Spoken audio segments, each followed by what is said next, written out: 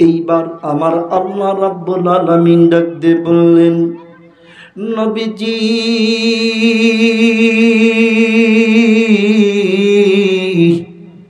तमाम পৃথিবীর মানুষগুলোকে আমার পক্ষ থেকে জানায়া দাও, ইয়া রাসূলুল্লাহ, ইয়া হাবিবাল্লাহ, ও নবী গো, স্পষ্ট করে জানায়া দাও, এই কনকনে শীতের ভিতরে, এই কুয়াশার ভিতরে যেই মানুষগুলো কোরআনের মাজলিসে এসে বসে গেল, ওম হয়েছে, গরম লেগেছে, বড় আরাম হচ্ছে, এমন সময় হুজুরের কথা মতো নড়াচড়া দিয়ে বসলো। এই মানুষগুলো নড়াচড়ার কারণে এই মানুষগুলোর কাঁধের উপরে যে দুইজন ফেরেশতা আছে, এই ফেরেশতার উপরে দুইজন ফেরেশতা, ওই ফেরেশতার কাঁধের উপরে দুইজন ফেরেশতা, ওই ফেরেশতার কাঁধের উপরে আরো দুইজন ফেরেশতা। এইরকম করতে করতে আরশ মহল্লা বহনকারী ফেরেশতারা এই ফেরেশতার কাঁধের উপরে পদার্পণ করেছে। একটু আস্তে আওয়াজে বলেন সুবহানাল্লাহ। হঠাৎ করে আসমানের উপরে আরশ মহল্লার ফেরেশতারা এইবার নাড়াচাড়া দিয়ে উঠলো।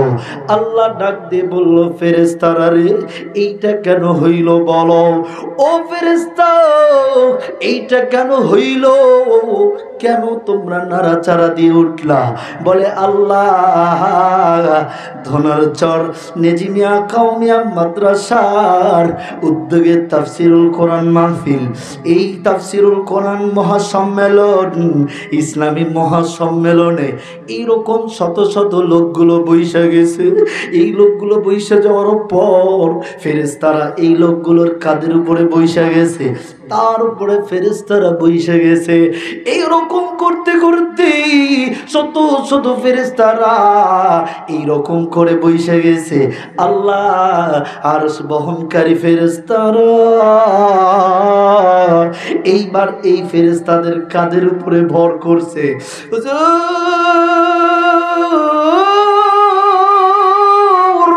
ডাক দিয়ে বলেছে, মুসল্লিরা, ও উপস্থিত শ্রোতারা, একটু নাড়াচাড়া দেন। এইবার সব শ্রোতারা নাড়াচাড়া দিয়ে এগিয়ে আসছে।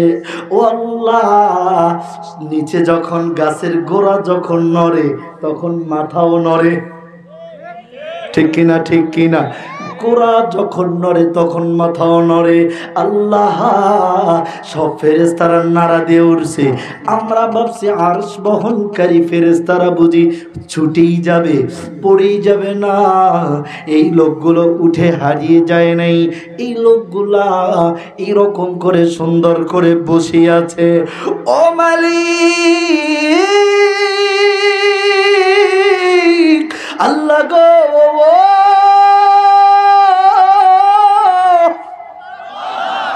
এইবার আমরাও নাড়া দিয়েছি, আমরাও নড়ে উঠেছি। আল্লাহ বলে, ফেরেশতারা রে, তাহলে শোনো, এই মানুষগুলো কোন আশায় বসে আছে? অনেক টাকা পয়সা দিবে তাই নাকি? বলে, না আল্লাহ, কিছুই দিবে না। বলে, তাহলে খাবার দিবে তাই নাকি? না আল্লাহ, কিছুই দিবে না। বলে, তাহলে কেন বসে আছে বলো? আল্লাহ, আপনি কি জানেন না? আপনি কি জানেন না? আল্লাহ বলে, ফেরেশতারা রে, আমি তো সব জানি, কিন্তু আমার শুনতে মনে চায়, আমার তোমাদের জবান থেকে আর একবার শুনতে মনে চায়।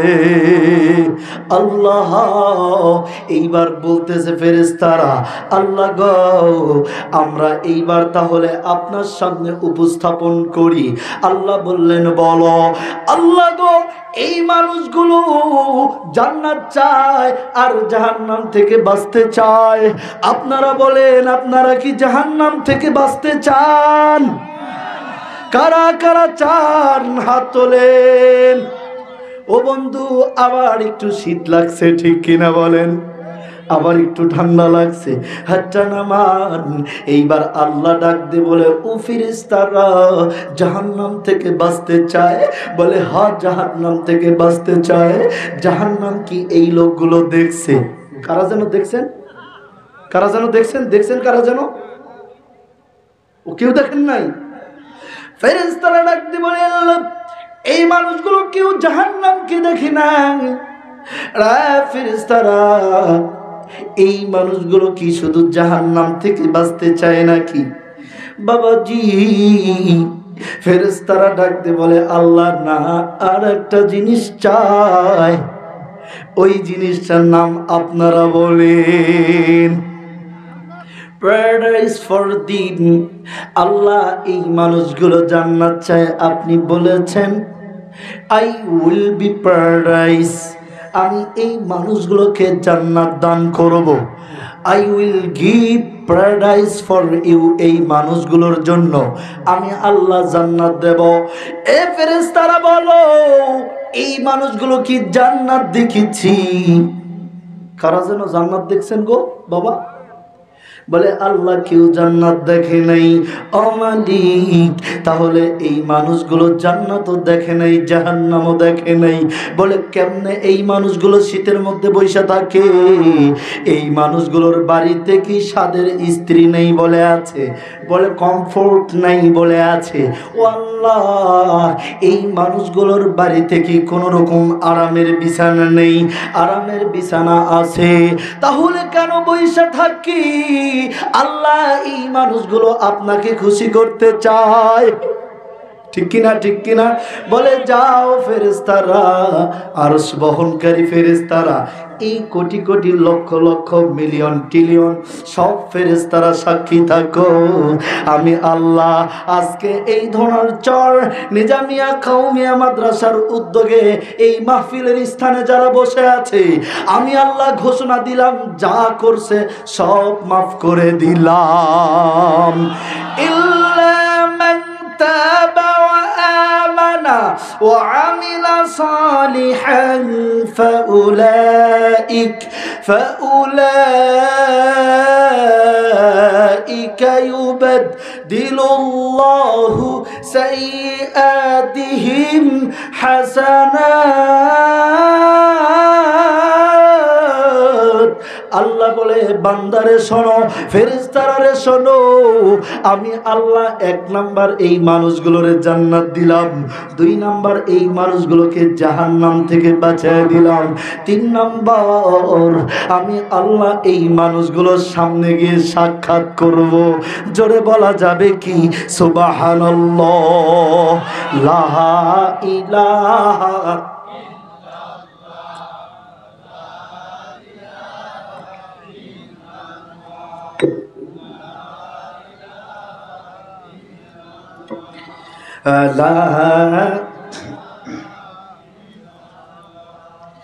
লা ইলাহা ইল্লাল্লাহু মুহাম্মাদুর রাসূলুল্লাহ। সকলে বলি সাল্লাল্লাহু, আর জোরে বলি সাল্লাল্লাহু আলাইহি ওয়াসাল্লাম। বাবাজি এইবার এই মজলিসে আমরা বসে আছি, এরকম কেন কিছু মানুষের অভিযোগ হইল,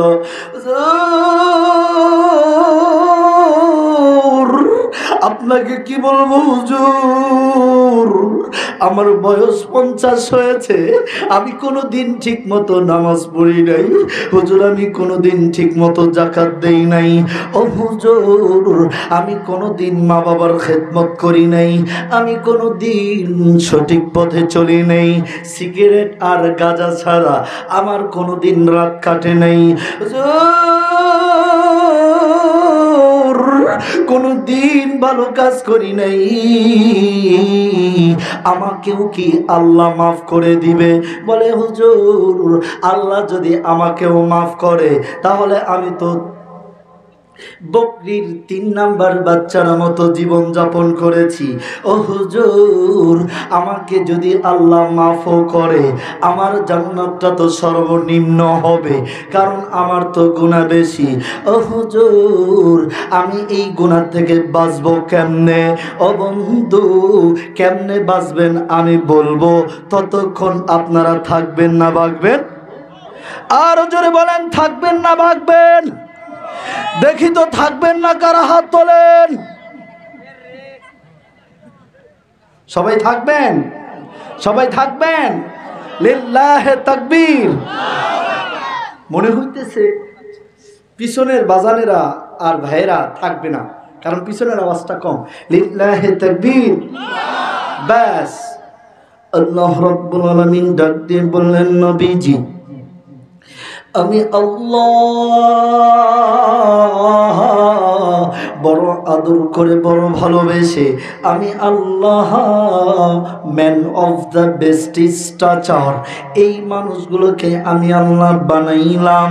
আমি আল্লাহ এই মানুষগুলোকে বানানোর পরে, এই পৃথিবীতে পাঠিয়ে দেওয়ার পরে, এই মানুষগুলি নিজের বুদ্ধির উপরে আত্মহমিকার করে, নিজের মস্তিষ্ক জ্ঞান অনুযায়ী এই মানুষগুলো যখন নিজের জীবন পরিচালনা শুরু করলো, আল্লাহর রসুল বাদ দিয়া বাপ দাদার ধর্ম, লাত মানত, উজ্জাত, অগ্রগতি, দেবতা, ঈশ্বর হবল, কেউ বাবার ঠাকুর, কেউ বাবার মাছের বোঝা, কেউ আবার আগুনের বোঝা, কেউ আবার পানির বোঝা, নানান মানুষ নানা দিক অন্যায় অপরাধ করতে করতে এই মানুষগুলো যখন অভদ্র, অসভ্য, এই মানুষগুলো যখন জাহান্নামী, বেঈমান, আল্লাহওয়ালা তো দূরের কথা, এই মানুষগুলো যখন আল্লাহ ভোলা হয়ে গেল, আমার আল্লাহ রাব্বুল আলামিন ডাক দিয়ে বললেন, নবীজি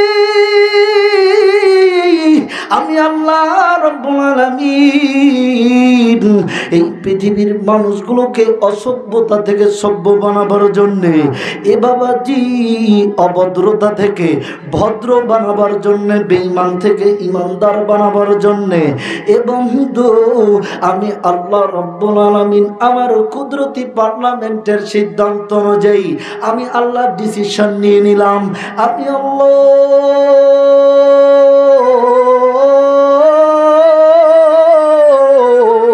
এই পৃথিবীর জমিনের লাস্ট প্রফেট, সুপার বেস্ট, আমি আল্লাহ দুইটা রহমত, দুইটা বরকত, দুইটা নিয়ামত নাজিল করতে চাইলাম।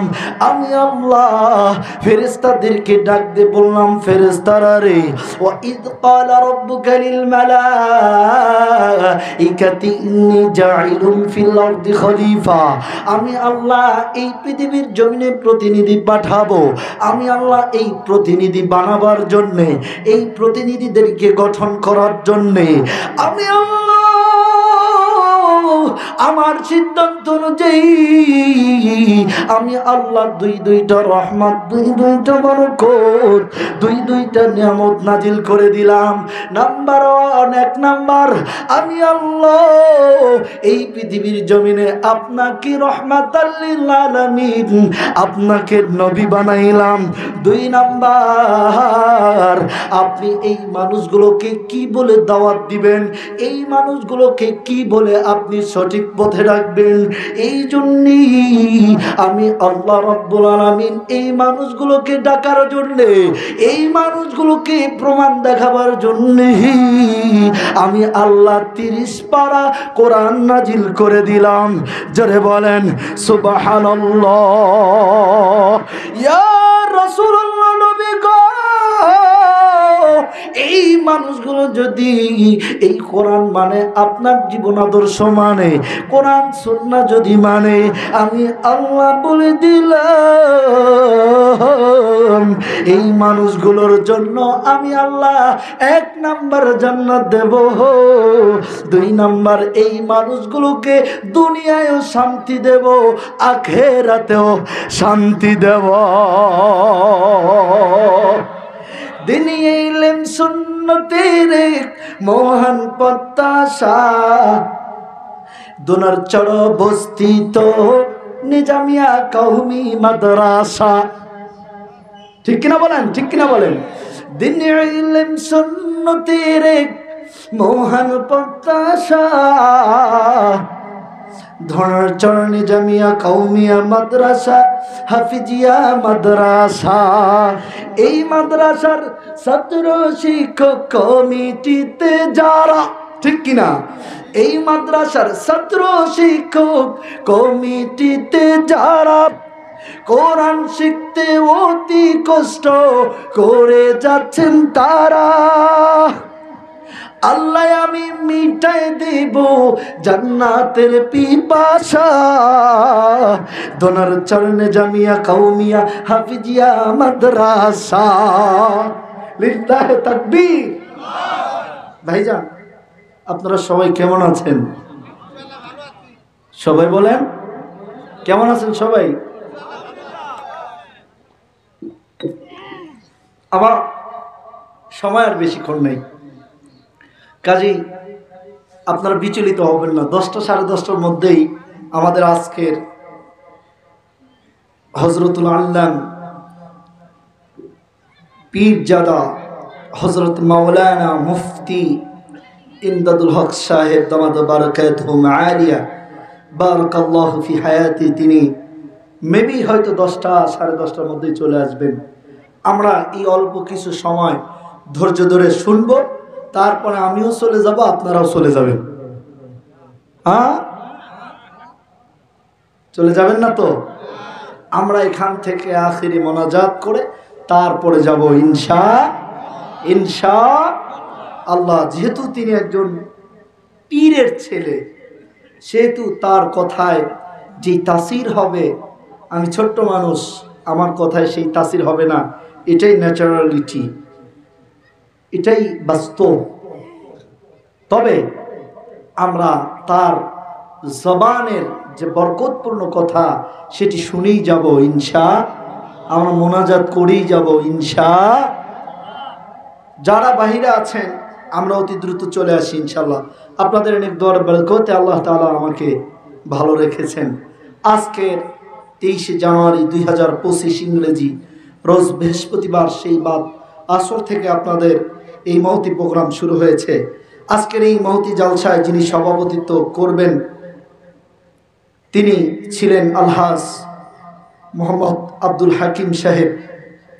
তিনি অসুস্থ আছেন, তার স্থলাভিষিক্ত হয়েছেন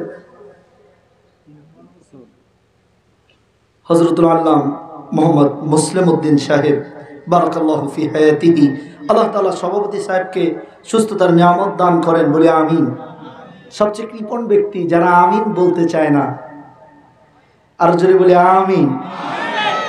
আলহামদুলিল্লাহ। আসলে আপনারাও কথা বলতে চান, কিন্তু আপনারা একটু ইচ্ছা করেন হুজুর কথাটা আরেকবার বলুন, এই তো নাকি? আল্লাহর রহমতে আমি থাকতে কোনো সুবিধা নেই, নাকি বলি, কোনো অসুবিধা নেই। আপনারা ইনশাল্লাহ আমাকে দোয়া করতে থাকেন, আল্লাহ তাআলা যেন আমাকে তৌফিক দান করেন 2-4টি কথা বলার, বলে আমিন। আজকের জালসার দ্বিতীয় বক্তা আমি অধম।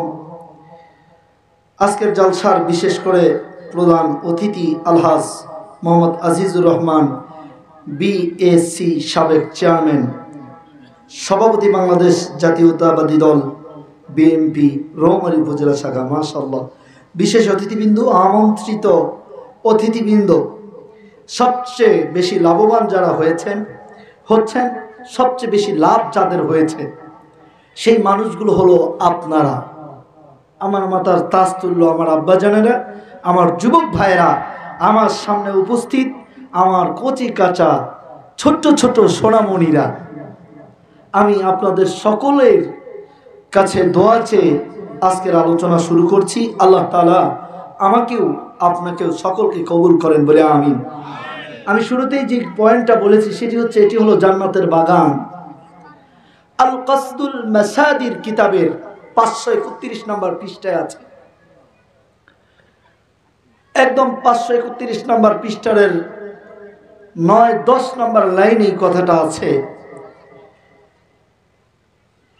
ইমাম আযম আবু হানিফা রাহিমাহুল্লাহ সহ সকল উলামায়ে কেরাম, সকল মুফাসসিরগণ একমত পোষণ করেছেন যে এই মাদ্রাসার ছাত্ররা, শিক্ষকরা যদি কবরস্থানের পাশ দিয়ে হেঁটে যায় আর সেই কবরস্থানের মাইয়াতের উপরে যদি জাহান্নামের সর্বোচ্চ আযাব প্রয়োগ করা অবস্থায় থাকে, তো এই পাক কদমগুলো ওই কবরস্থান বা গোরস্থান দিয়ে যাওয়ার শব্দ কবরে পৌঁছানোর আগেই আল্লাহ তাআলা 1-2 ঘন্টা, 1-2 দিন, 1-2 সপ্তাহের জন্য নয়, টানা 40 দিনের জন্য কবরের আযাবকে মাফ করে দেন। তাহলে আমরা এতটুকু বুঝতে পারলাম যে কোনোভাবে এই মাদ্রাসা রাখা যাবে, হ্যাঁ বুঝছেন তো আপনারা? তার মানে এই মাদ্রাসা রাখা লাগবে। এই মাদ্রাসা রাখতে গিয়ে আমাদের মাথার ঘাম পায়ে ফেলতে হলেও করতে হবে, কারণ আমরা এখানে কেউ জাহান্নামী বা জান্নাতি বা নাজাত প্রাপ্ত বলতে পারবো? কেউ যদি বলে আমি জাহান্নামী, ঠিক হবে? কেউ যদি বলে আমি জান্নাতে যেই আছি, ঠিক হবে? কেউ যদি বলে আমি ক্ষমা পেয়ে আছি, ঠিক হবে?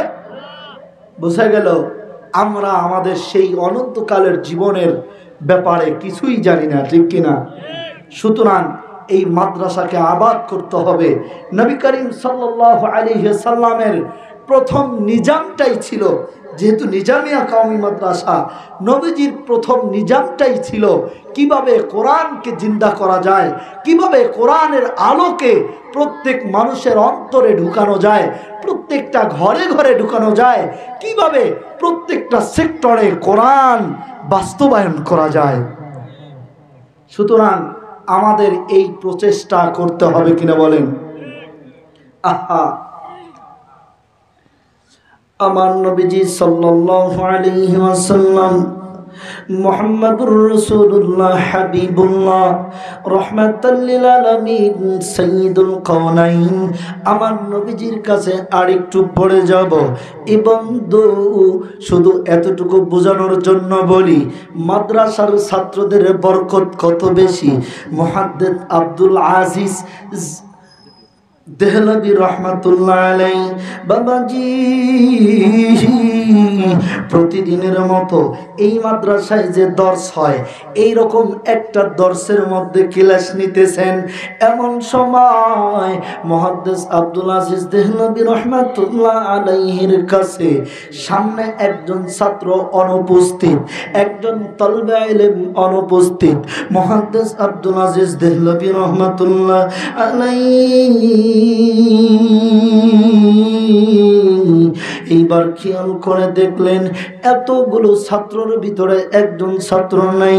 তিনি ভাবতেছেন কোনদিন যেই ছাত্রটা অ্যাবসেন্ট করে না, কোনদিন যেই ছাত্রটার রুখসাত নেয় না, এই ছাত্রটা আজকে নেই, ব্যাপার কি? মুহাদ্দিস আব্দুল আজিজ দেহলভী রাহমাতুল্লাহ আলাইহি এইবার অপেক্ষা করতেছেন। এমন সময় দূর থেকে এই ছাত্রটা দৌড় বেড়ে হাঁপাতে হাঁপাতে হুজুরের দরবারে আইসা ডাক দিয়ে বললেন, হুজুর আপনার দরবারে বলতে চাই, আপনার দরবারে জানাতে চাই, আপনার দরবারে পৌঁছাইতে চাই। হুজুর একটা দুঃখের কথা আপনাকে বলতে চাই। এই ইন্ডিয়ার জমিনে কাশ্মীরের পাশের যে রাজ্য, এই রাজ্যের ভিতরের ঘটনা। ডাক দিয়ে বললেন, কি বলতে চাও বলো। ছেলেটা ডাক দিয়ে বললেন, হুজুর যেই ঘটনাটা ঘটেছে আপনি একটু শোনেন। পাশের আমার বাড়ির পাশেই একটা মসজিদ থেকে এরকম মুসল্লিরা নামাজরত অবস্থায় বের হয়েছেন, নামাজ শেষ করে বের হয়েছেন। এমন সময় আমার মসজিদের সামনে একই মহল্লায় একজন খ্রিস্টান পাদ্রীর ছেলে একটা কিতাব লইয়া এইরকম লোকদেরকে ডাকিয়া বলতেছে, লোকেরা রে, তোমরা এখন যেই আল্লাহর সেজদা দিলা ওই আল্লাহ কি দেখছো? বলে না, দেখি নেই। বলে তাহলে তোমরা ভুয়া আল্লাহকে সেজদা দিলা। জোরে বলা যাবে নাউজুবিল্লাহ। ডাক দিয়ে বললেন, ছাত্ররা তোমরাও মনোযোগ দিয়ে শোনো। এইবার মুসল্লিরা এই খ্রিস্টানকে ঘিরে ধরছে। এই বেটা তোর সাহস কত, তুই আমার আল্লাহকে ভুয়া আল্লাহ বলো, এইটা তো মেনে নেওয়া যায় না। বলে তাহলে তোমার আল্লাহ যে সঠিক এইটা প্রমাণ করো। সাধারণ মুসল্লিরা ভয় পেয়ে গেছে, এইটা কেমনে প্রমাণ করা যায়? ডাক দেব তাহলে দাঁড়াও, ওই যে একটা ছাত্র আসতেছে, ওই ছাত্র জোহরের নামাজের পর মুহাদ্দিস আব্দুল আজিজ দেহলভী রহমাতুল্লাহ আলাইহির সামনে গিয়ে তালিম নেন। ওই ছাত্র আসবে আর ওই ছাত্র আমার আল্লাহকে দেখাবে। এইবার আপনারা বলেন আল্লাহকে কি দেখা যায়? আরো জোরে বলেন। এখানে কি কেউ আল্লাহকে দেখছেন? আমার ভাইরা আস্তে করে ডাক দিয়ে বললেন, মুরব্বিরা রে, এত বীর কেন জমাইছো? বলে বাবা তোমার অপেক্ষায় আছি। এই দুশ্মনে ইলাহি মানে আমার রবের দুশ্মন, এই দুশ্মনের রাসূল আমাদের সামনে আইসা ডাক দিয়ে বলে আমি একটা কিতাব নিয়ে আসছি, এই কিতাবের নাম হলো বাইবেল। আমি এই বাইবেল দিয়ে প্রমাণ করব আমার ভগবান সত্য, আমার যিশু খ্রিস্ট সত্য, আর তোমাদের আল্লাহ ভুয়া। তোমরা যদি পারো আল্লাহ সত্য প্রমাণ করে দেখাও। ও বাবা, আমরা এই ডাকাত দিয়ে প্রমাণ করব, আমাদের কাছে এইরকম সৎসাহস নেই। আমরা এই জন্য যুবকরে ঘেরাও করে ধরছি। এ যুবক, ওই মাদ্রাসার ছাত্র আসতেছে, ওই ছাত্র তোমার প্রশ্নের জবাব দিবে। জোরে বলি সুবহানাল্লাহ। বাবা আমরা জানি তুমি মুহাদ্দিস আব্দুল আজিজ দেহলভী রহমাতুল্লাহ আলাইহির ছাত্র, তুমি পারবা এইটা প্রমাণ করে দিতে। লোকটা ডাক দিয়ে বললেন, ছাত্ররা ডাক দিয়ে বললেন, বাবাজিরা রে, আমি তো ছোট্ট মানুষ, আমাকে একটু সময় দেন, আমি একটু আমার ওস্তাদকে ডেকে নিয়ে আসবো। ততক্ষণ এই একজনকেও ছাড়বেন না, এই খ্রিস্টান যুবকদেরকে ছাড়বেন না, আর এই যুবকদের মাঝে যিনি পাদ্রী সাচ্ছেন ওই লোকটাকে ছাড়বেন না। ছাত্র এই ঘটনা শুনি না মুহাদ্দিস আব্দুল আজিজ দেহলভী রহমাতুল্লাহ আলাইহি হুজুরের দরবারে যাইয়া ডাক দে বলে, হুজুর এই জন্য আবার আজকে আসতে দেরি হয়েছে, আমি তো কোনোদিন দেরি করি না।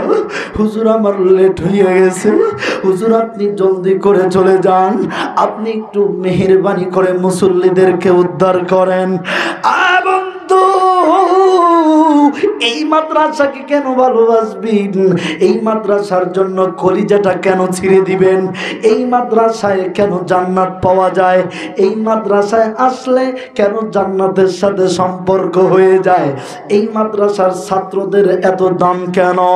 এবং আশরাফ আলী থানভী রহমাতুল্লাহ আলাইহি ক্লাস নিচ্ছেন, একজন ছাত্র অনেক লেট করে আসলেন।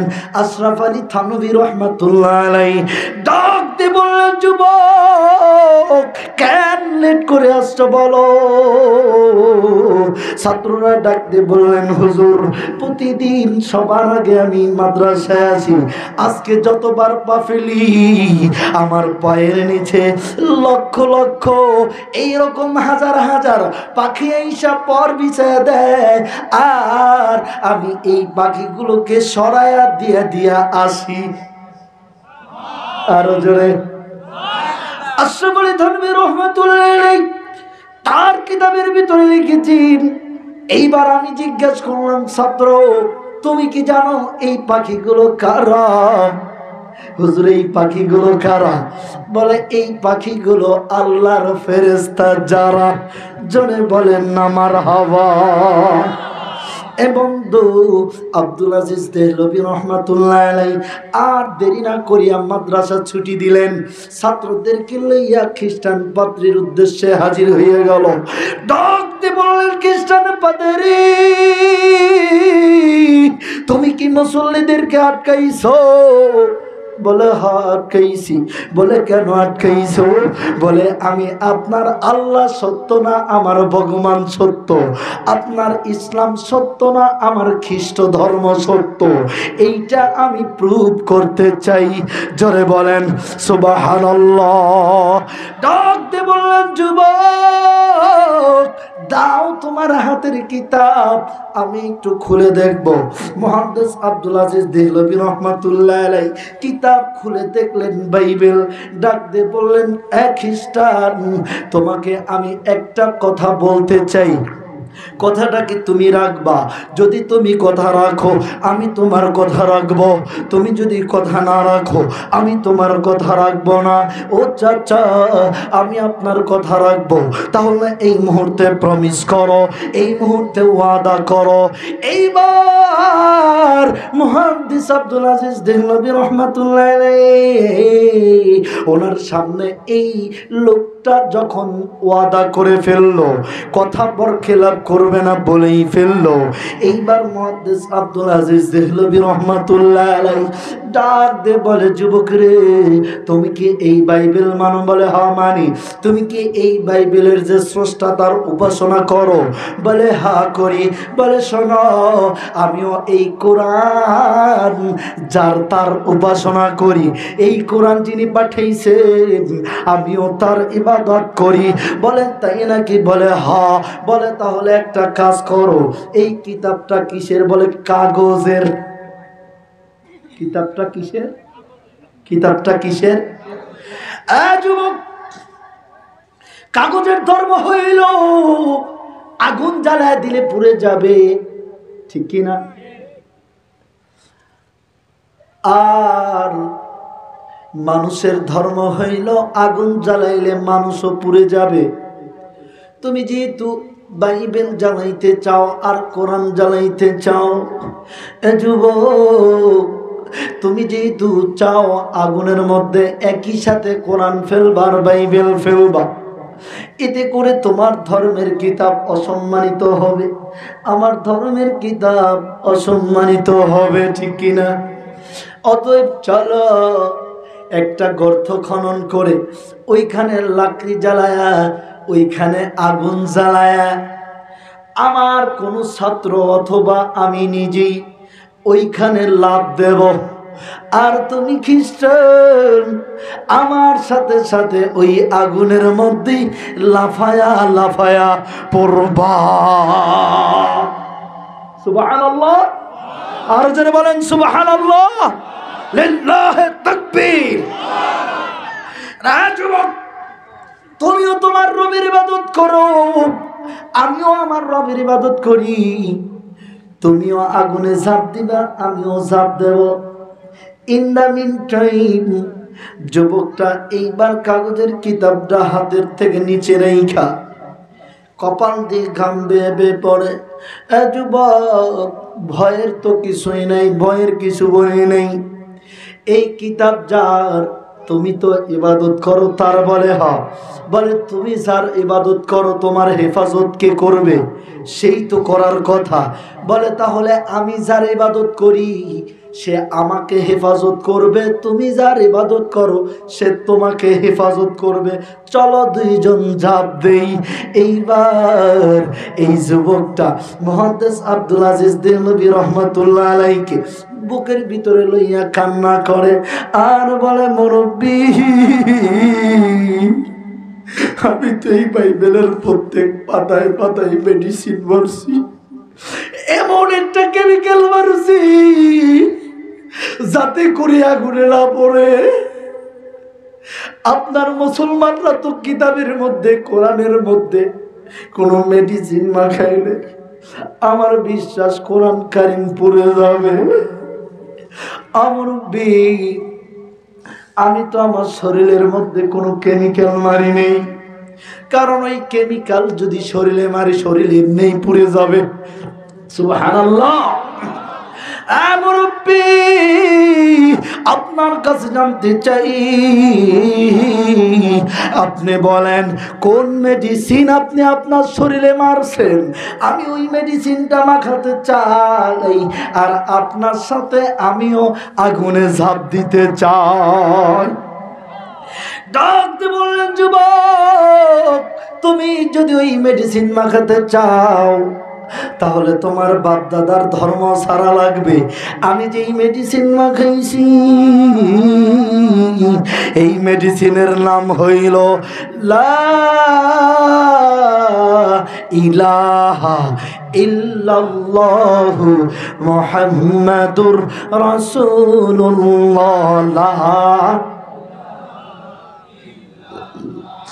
আরজুল্লাহ লা ইলাহা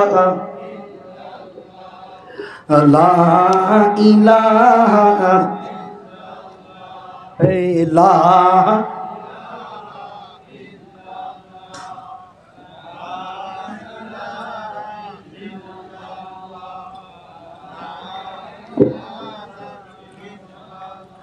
ডাক দিয়ে বললেন, মুরব্বী, আমি এই মেডিসিন মাখতে চাই। অযুবক, এই মেডিসিন মাখতে হলে কালেমা পড়া লাগবে, ধর্ম ছাড়া লাগবে, আব্বা মার সয় সম্পত্তি ছাড়া লাগবে। এই মেডিসিন মাখতে হলে তোমাকে দলমত নির্বিশেষে সবকিছু ছাড়া লাগবে।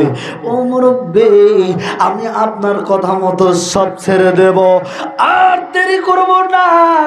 ছেড়ে দিলাম আমার সঙ্গী, কালেমারে বানাইলাম সঙ্গী।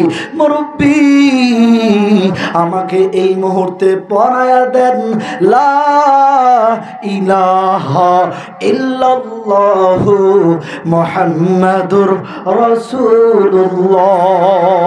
সকলে বলি সাল্লাল্লাহু। ডাকতে বললেন, আব্বাজান, আমি এবার কালেমা পড়লাম, এখন আমার কাজ কি? বলে, এখন এই ছাত্রদের সাথে মাদ্রাসায় যাওয়া লাগবে। আমার এই মাদ্রাসায় গেলে লাভ কি? বলে, এই মাদ্রাসায় গেলে লাভ কি? শোনো, ক্বালান নবী সাল্লাল্লাহু আলাইহি ওয়াসাল্লাম, খায়রুকুম মান তাআল্লামাল কুরআন ওয়া আল্লামা।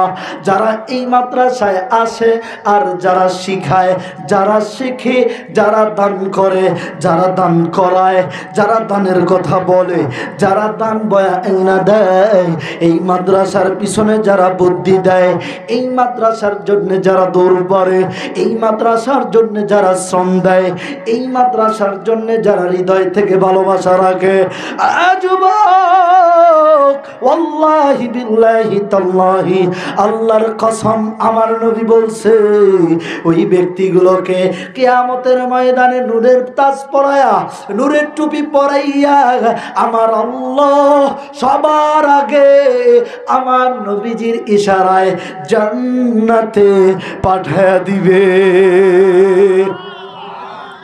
আপনি ডাকতে বলবেন, হুজুর, আমি তো 40 বছর গুনাহ করেছি, আমার তো কোনো নেকি নাই।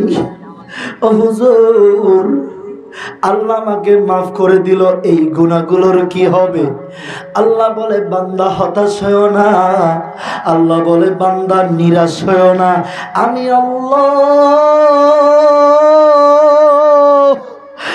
আল্লাহ ওয়ায়ুবাদদিলুল্লাহু সাইয়্যাতিহিম হাসানাত। এই যে 40 বছর গুনাহ করেছো, এই গুনাহগুলোকে গুনার খাতা থেকে নিয়ে নেকির খাতায় বসায়া দেব। বাদদালা ইউবাদদিলু, আলেম বাবাজিরা আছেন, আমি আল্লাহ এই সব গুণগুলোকে উল্টায়া নেকি বানায় দেব।